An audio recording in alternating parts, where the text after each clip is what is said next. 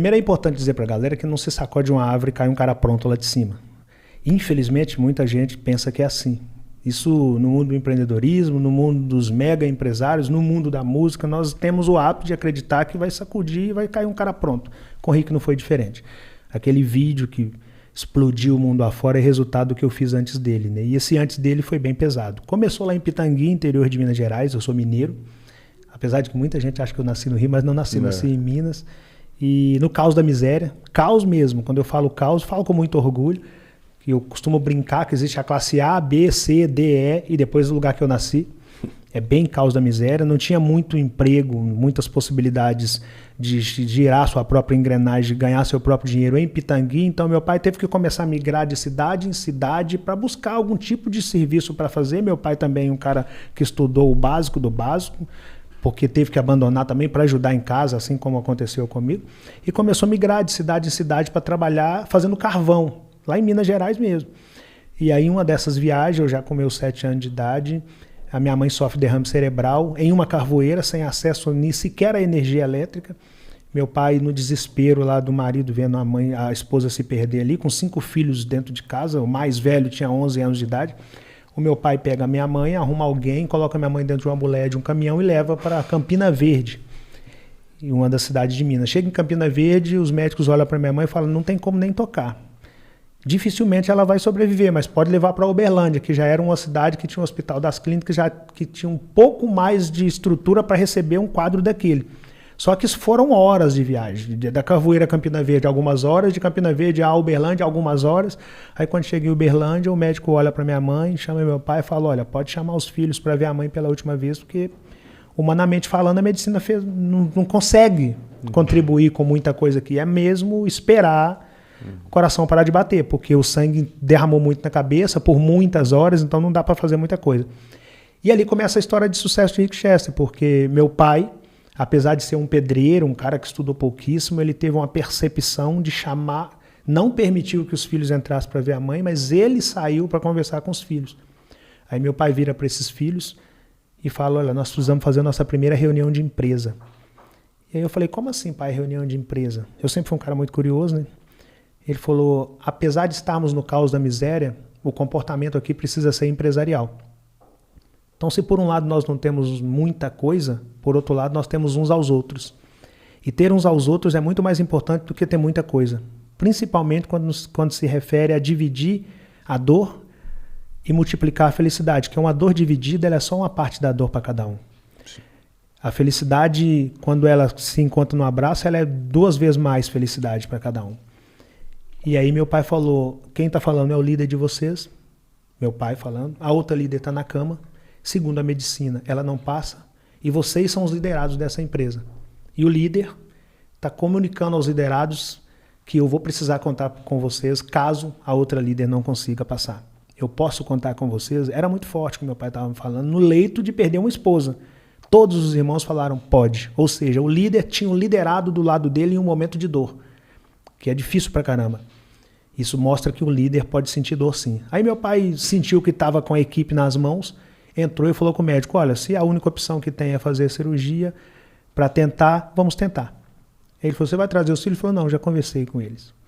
Aí o médico entrou para fazer a cirurgia, isso era 1985, nós estamos em 2021, para 2022 já, sim. Então tem 36 anos aquela cirurgia. Tem 36 anos que aquela doninha que está lá em casa até hoje não passaria daquela cirurgia. Só que naquele dia, apesar de eu não ter perdido a mãe, eu penso que naquele dia Deus nos escolheu, tocou na saúde da minha mãe de uma maneira muito cruel, mas tocou na saúde da minha mãe para nos mostrar que nós tínhamos muito mais do que imaginávamos. Ter uns aos outros era muito forte naquele momento. E a vida seguiu. Só que a minha mãe ficou com várias sequelas, ficou quase 2 anos tratando da cabeça, assim, diretamente tratando com o derrame, fazendo lavagem, curativo, a camada mesmo. Aí já não dava mais para fazer muita coisa, ou seja, uma das líderes de fato não tinha como muito girar a engrenagem da casa. Voltamos para Pitangui, porque não dava também para uma recém-operada estar dentro de uma carvoeira fazendo carvão, não tinha como. Aí era só meu pai, que os filhos não conseguiam ajudar muito nessa época. Só que em Pitangui não tinha emprego, aquilo que eu te falei. Aí meu pai falou, cara, eu vou ter que voltar para o campo para colocar comida na mesa.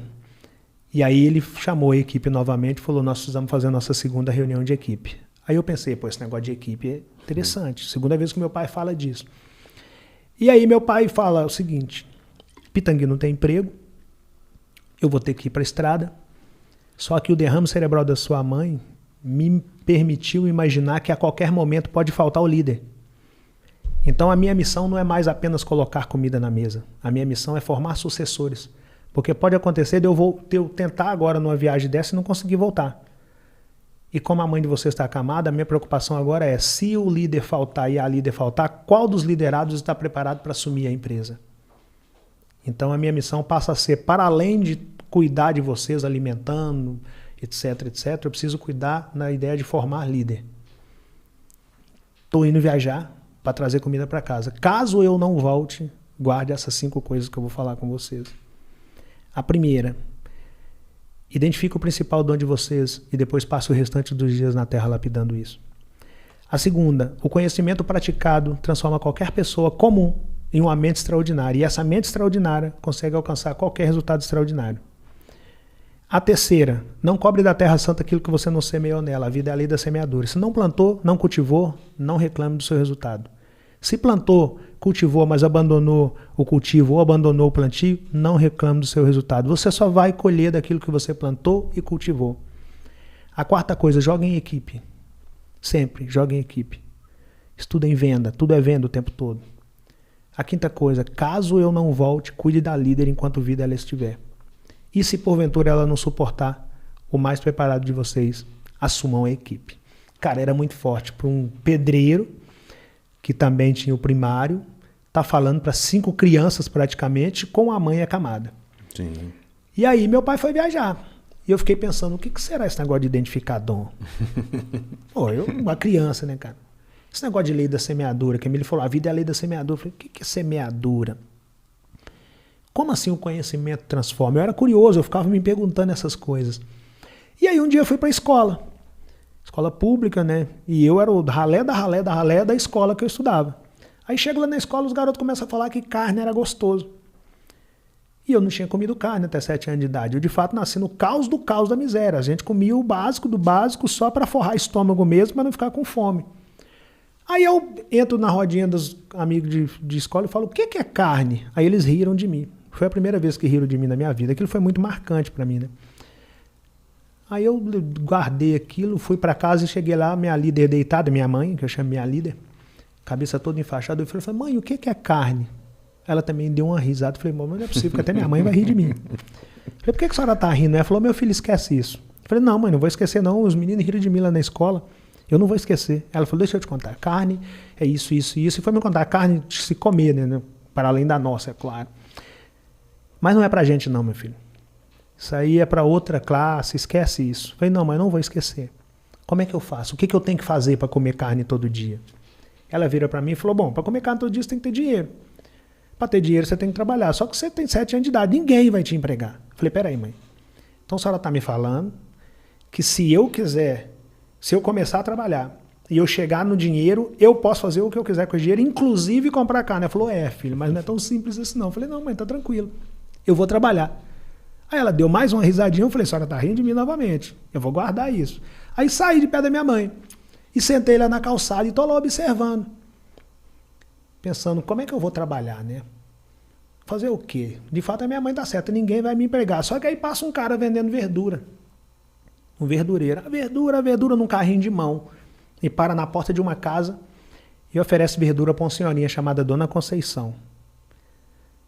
Aí, pela primeira vez na minha vida, eu vi aquela cena clássica, a mercadoria passando para um lado e o dinheiro passando para o outro. Quando eu vi aquele cara pegando o dinheiro, eu falei, opa, esse cara tem dinheiro. Esse cara pode comprar carne. Eu já tinha um lugar que eu queria chegar, comprar carne. Eu nem sabia que aquilo poderia ser propósito, que aquilo poderia ser um projeto, não sabia. Eu só sabia que eu queria comer carne. Falei, eu quero perguntar a esse cara como que ele chegou nessa verdura. Aí eu esperei ele fazer o atendimento dele, quando ele passou perto de mim, eu falei, moço, como é que o senhor fez para chegar nessa verdura? Ele virou para mim e falou, olha meu filho, eu tenho uma equipe. Falei, esse negócio de equipe deve ser importante. É a terceira vez que eu ouço essa palavra. Falei, me explica a sua equipe, moço.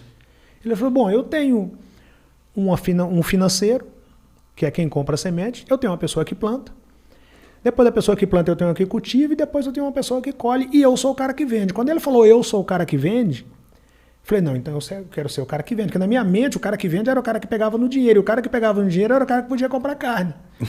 Então eu só queria comer minha carne, né? Falei, eu quero ser o cara que vende. Ele deu uma risadinha. Eu falei, o senhor é o quarto cara que ri de mim, mas eu vou comer minha carne, você vai ver. E aí entrei, viro para meus irmãos e falei, aqui, ó, nós temos que formar uma equipe. E eu só tinha um irmão que trabalhava, que é o mais velho.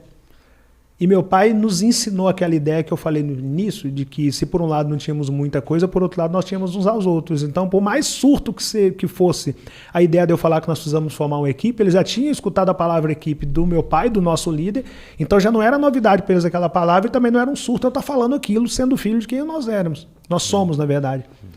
Falei, Ringo, você é o único que trabalha. Você compra semente, você vai ser meu financeiro. Uma criança falando com o irmão que ia ser financeiro.